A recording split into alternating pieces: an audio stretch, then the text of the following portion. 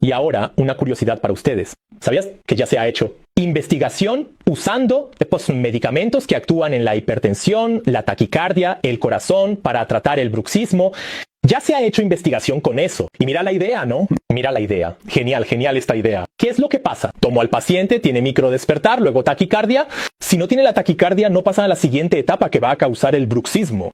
Genial. Entonces voy a dar un medicamento que actúan en la taquicardia y se hizo esto. Muy interesante. ¿Cuáles son los resultados? Son positivos, sin embargo, no se recomienda porque tiene muchos efectos secundarios. Dar un medicamento para la taquicardia, para quien no tiene taquicardia, quien no tiene problema de corazón, entonces no se hace eso. Hoy en día, de acuerdo, pero ya se pensó, ya hubo investigadores que tuvieron esta idea de prescribir medicamentos beta bloqueadores para la taquicardia para actuar en el bruxismo. Tuvo un efecto pequeño, pero los efectos secundarios eran mucho peores que los efectos positivos. Entonces no usamos medicamentos aquí, de acuerdo,